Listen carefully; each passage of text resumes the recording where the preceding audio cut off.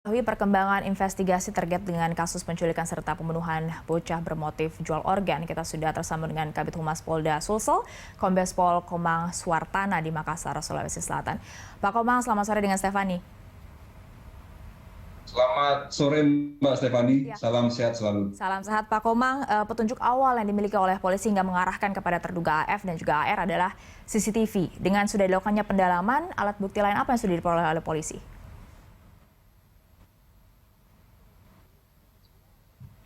Terima kasih Mbak, bisa kami sampaikan bahwa barang bukti yang kita amankan di dalam penyelidikan kasus penculikan anak ini yang pertama adalah 2 HP Mbak yang diamankan oleh penyidik Satreskrim Polrestabes Makassar, 1 kendaraan bermotor jenis Honda Supra, 1 kantong plastik warna hitam dan baju kaos korban yang diamankan pada saat untuk bisa memperjelas kasus pembunuhan ini, Mbak.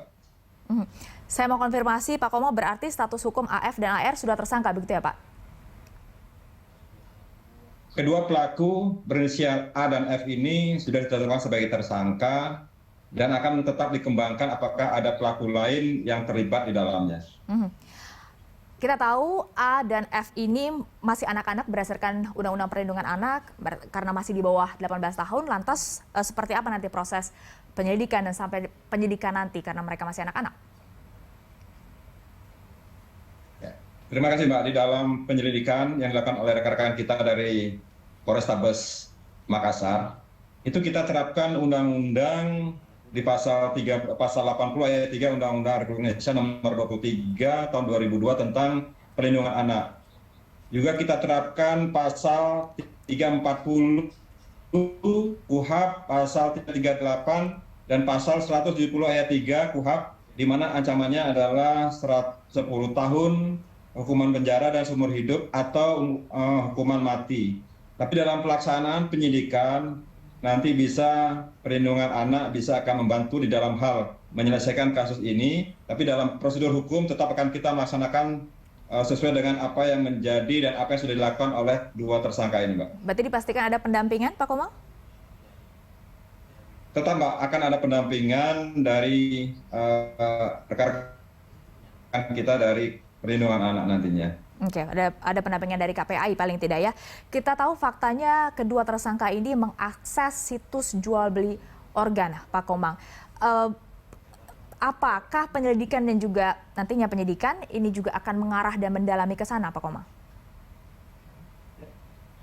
Bisa kami jelaskan, Mbak, kronologi singkat terkait dengan pelaku melakukan tindakan ini.